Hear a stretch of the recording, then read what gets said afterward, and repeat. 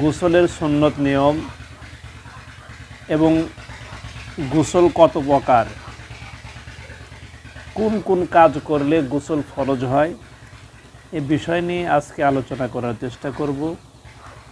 আলোচনাটি শুরু করার পূর্বে সবাইকে আমার অনুরোধ হচ্ছে, যেনারা এখনও এই চ্যানেলটি সাবস্ক্রাইব করেন নাই, মুক্তির পথে সংগ্রাম, এই চ্যানেলটি সাবস্ক্রাইব করবেন, শেয়ার করবেন, পাশে থাকবেন ইনশাআল্লাহ। বিসমিল্লাহির রহমানির রহিম। সুন্নাতুল গুসলি, সুন্নাতুল গুসলি আর গোসলের সুন্নাত হলো আইয়াবতাদা আল মুগতাসিলু, গোসলে ইচ্ছুক ব্যক্তি প্রথমে আরম্ভ করবে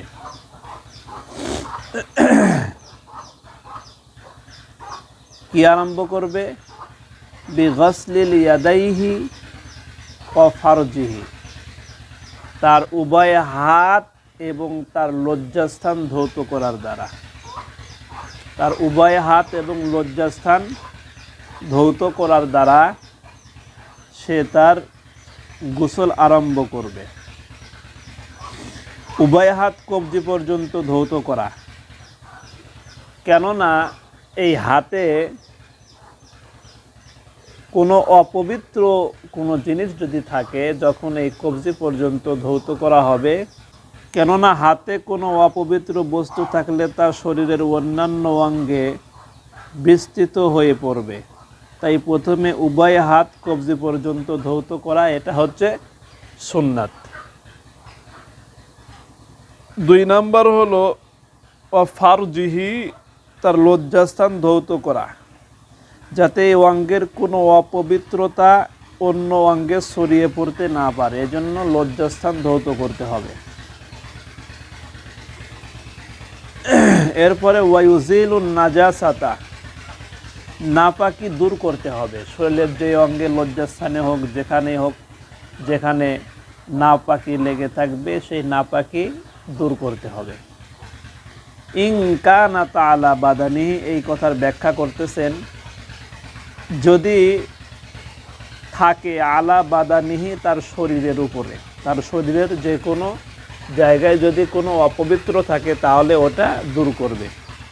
সুম্মা ইয়াতাওয়াজ্জা, এরপরে ওযু করবে। ওযু আহু লিসসালাতি, এই নামাজের ওযুর ন্যায় সে ওযু করবে।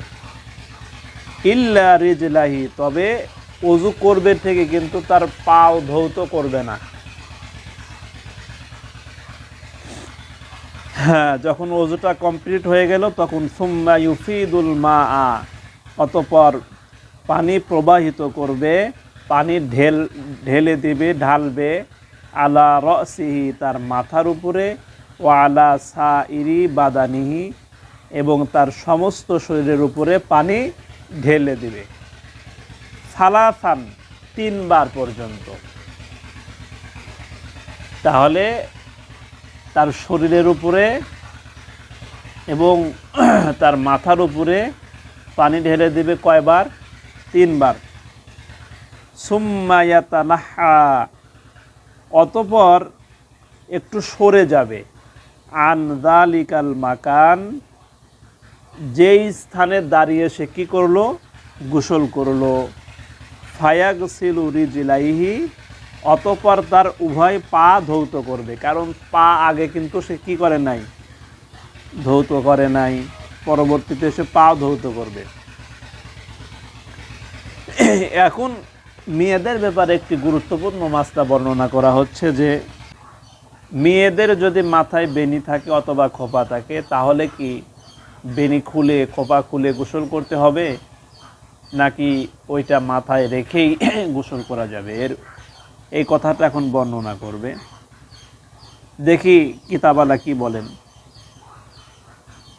ওয়ালাইসা আলাল মারআতি আন তানকুযা যাফাইরাহা, আর মহিলাদের জন্য মাথার বেনি খোলা লাগবে না। ফিল গাসলি, গোসল করার সময় বা গোসল করার মধ্যে। ইদা বালাগা, যদি পৌঁছে, আল মা উ, পানি, উসুল শারি, চুলের গোড়ায়। যদি চুলের গোড়ায় বেনিটা না খুলে, খোপাটা না খুলেই যদি পানিটা পৌঁছার সম্ভাবনা থাকে, যদি প্রবল ধারণা হয় যে না খোপাটা না খুললেও, বেনিটা না খুললেও আমার চুলের গোড়ায় পানি পৌঁছে যাবে, তাহলে খোলার প্রয়োজন নাই। তবে সতর্কতা হচ্ছে যে এই গোসল করার ক্ষেত্রে যদি কোনো জায়গায় বিন্দু পরিমাণ, চুল পরিমাণ পানি না পৌঁছে, তাহলে সেক্ষেত্রে গোসল হবে না। এজন্য সতর্কতামূলক মাথার বেনি, খোপা এগুলো খুলেই গোসল করার নিয়ম।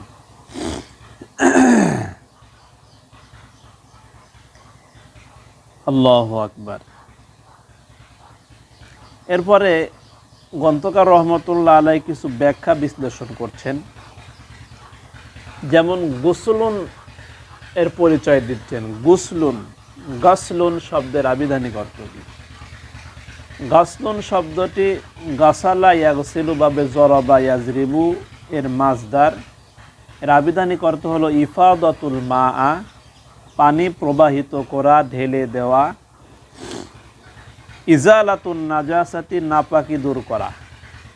ফিকহ শাস্ত্রের পরিভাষায় গোসল হচ্ছে তামিমুল বাদানি বিল মাই লিত্তাতাহুরি। তামিমুল বাদানি বিল মাই লিত্তাতাহুরি, পবিত্রতা অর্জনের উদ্দেশ্যে পানি দ্বারা সর্বাঙ্গ ধৌত করাকে গাসলুন বলা হয়। আচ্ছা, এই গোসলের প্রকার বর্ণনা করছেন, এগুলো আসবে। গোসলুন এর প্রকার, গোসলুন সাধারণত 4 প্রকার। 1 নম্বর গোসলুল ফারজি, ফরজ গোসল। নিম্নোক্ত 3টি কাজ সম্পাদনের পর গোসল করা ফরজ হয়। 1 নম্বর আল ওয়াতিউ, ওয়াতিউ মানে হচ্ছে সহবাস করা। স্বামী স্ত্রী যখন সহবাস করবে, সহবাস করার সঙ্গে সঙ্গেই তাদের উপরে গোসল ফরজ হবে, চাই তাদের বীর্যপাত হোক অথবা না হোক। 2 নম্বর কামভাব সহ বীর্যপাত হলে, যখন কামভাব সহ, অনেক ক্ষেত্রে দেখা যায় যে বিভিন্ন আজেবাজে চিন্তা করার কারণে, অথবা কোনো পরনারীর দিকে দৃষ্টিপাত করার কারণে, অথবা স্বপ্ন দোষ যেটা বলে, এগুলো কারণে অনেক সময় হচ্ছে যে বীর্যপাত হয়ে যায়। এই বীর্যপাত হলে তাদের উপরে গোসল ফরজ হবে। এরপরে হচ্ছে স্ত্রী লোকের হায়েজ নেফাস বন্ধ হলে, সাধারণত মা বোনদের কমসে কম 3 দিন এবং সর্বোচ্চ 10 দিন প্রত্যেক মাসে যেই পিরিয়ড হয়, ঋতুস্রাব হয়, এক্ষেত্রে এটা থেকে যখন মা বোন পবিত্রতা অর্জন করে, যখন সুস্থতা লাভ করে, তখন তাদের উপরে গোসল ফরজ হয়। এবং নেফাস বলা হয় হচ্ছে যে মা বোনরা যখন সন্তান জন্ম দেন, সন্তান জন্মের পর থেকে যেই পিরিয়ড, যেই রক্তটা বের হয়, এটা সর্বোচ্চ সীমা হচ্ছে 40 দিন পর্যন্ত। আর কমের কোনো সীমারেখা নেই, অল্প দিনেও কারো বন্ধ হয়ে যেতে পারে। তবে যখনই বন্ধ হয়ে যাক না কেন, ওই সময় তাদের উপরে গোসল করা ফরজ হবে। তাহলে 4 প্রকারের প্রথম প্রকার হচ্ছে ফরজ গোসল, 4 কারণে গোসল ফরজ হয়। 2 নম্বর গসলুল ওয়াজিবি, ওয়াজিব গোসল, হাদিস দ্বারা অত্যাবশ্যক গোসল। যেমন মৃত ব্যক্তিকে গোসল দেওয়া, মৃত ব্যক্তিকে গোসল দেওয়া এটা ওয়াজিব। ইমাম মালিক রহমতুল্লাহ আলাইহির মতে জুমার দিনে জুমার নামাজের পূর্বে গোসল করা ওয়াজিব। এটা ইমাম মালিক রহমতুল্লাহ আলাইহি বলছেন।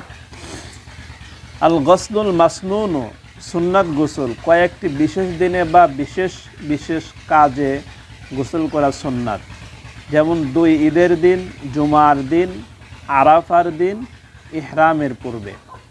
জুমার দিনে গোসলের ব্যাপারে রাসূল সাল্লাল্লাহু আলাইহি সাল্লামের বাণী, মান আতাল জুমআতা ফালিয়াগতাসিল।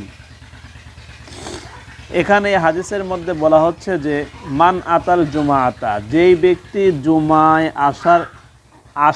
আসার ইচ্ছা পোষণ করে, আসে, ফালিয়াগতাসিল, সে যেন গোসল করে।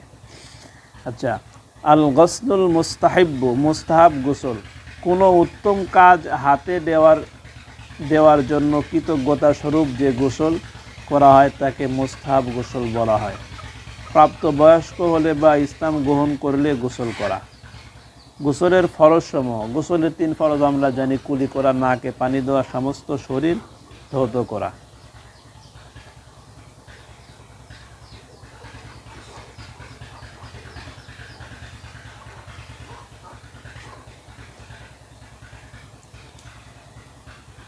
হ্যাঁ, এখন ফরজ গোসল কখন ফরজ হয় এই কথাটা কিতাব থেকেই আমরা আলোচনা করছি। ওয়াল মাআনিল মুজিবাতু লিল গাসলি, আর মাআনিল মাজিবাতু, ফরজ হওয়ার কারণ সমূহ, লিল গাসলি, গোসলের। গোসল, ওয়াল মাআনিল মাজিবাতু লিল গাসলি, গোসল ফরজ হওয়ার কারণ সমূহ: ইনজালুল মানি, ইনজাল মানে হলো বের হওয়া, আর মানি মানে হচ্ছে বীর্য, বীর্য বের হওয়া। আলা ওয়াজহিদ দাফাকি ওয়াশ শাহওয়াতি, আলা ওয়াজহি পদ্ধতিতে, আর দাফাকি উত্তেজনা, ওয়াশ শাহওয়াতি এবং কামভাব, উত্তেজনা এবং কামভাব, এই 2টি পদ্ধতিতে যদি কি হয়, বীর্য বের হয়, তাহলে সেক্ষেত্রে গোসল করা কি হবে, ফরজ হবে।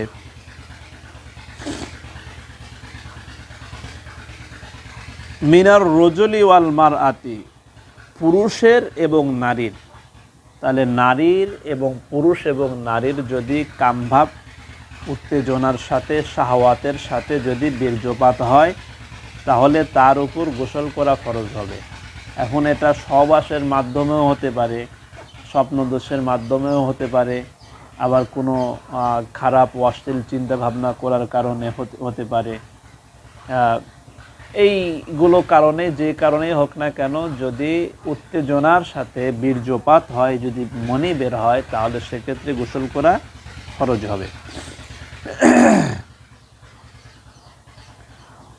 ওয়া ইলতিকাউল খতানাইনি, ইলতিকাউন মানে হলো মিলিত হওয়া, খতানাইনি মানে 2 লিঙ্গের অগ্রভাগ, নারী এবং পুরুষের লিঙ্গের অগ্রভাগ যদি মিলিত হয়। মিন গায়রি, ব্যতীত, ইনজালি, বীর্যপাত হওয়া। তাহলে নারী এবং পুরুষের উভয় লিঙ্গ যদি বীর্যপাত হয়নি, বীর্যপাত হওয়া ছাড়াই যদি একটি আরেকটির সাথে মিলিত হয়, অর্থাৎ প্রবেশ করে, তাহলে সেক্ষেত্রে গোসল ফরজ হয়ে যায়। 2 নম্বর কারণ বর্ণনা করা হলো। এবং 3 নম্বর ওয়াল হাইজ, হায়েস, আর 4 নম্বর নেফাস, হায়েজ এবং নেফাস।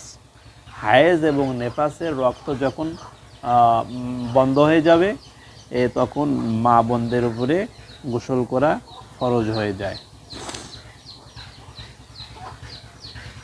ওয়াসান্না রাসূলুল্লাহ সাল্লাল্লাহু আলাইহি ওয়াসাল্লামা আল গোসলু লিল জুমআতি ওয়াল ঈদাইনি ওয়াল ইহরাম। রাসূলুল্লাহ সাল্লাল্লাহু আলাইহি ওয়াসাল্লাম সুন্নত করেছেন আল গোসলা মানে গোসলকে, লিল জুমআতি জুমার দিনের জন্য, ওয়াল ঈদাইনি এবং 2 ঈদের জন্য, ওয়াল ইহরাম এবং হজের ইহরাম বাঁধার জন্য। তাহলে রাসূল সাল্লাল্লাহু আলাইহি ওয়াসাল্লাম এখানে বলতেছেন যে সুন্নাত গোসলের বর্ণনা বলতেছেন যে ওয়াসান্না রাসূলুল্লাহ সাল্লাল্লাহু আলাইহি ওয়াসাল্লামা আল গোসলা লিল জুমআতি ওয়াল ঈদাইনি ওয়াল ইহরামি ওয়া আরাফাতা। রাসূলুল্লাহ সাল্লাল্লাহু আলাইহি ওয়াসাল্লাম গোসলের সুন্নাত নির্ধারণ করেছেন লিল জুমআতি জুমার দিনের জন্য, ওয়াল ঈদাইনি এবং 2 ঈদের জন্য, ওয়াল ইহরামি এবং ইহরামের বাঁধার জন্য ও আরাফাতা এবং আরাফাত দিনের জন্য।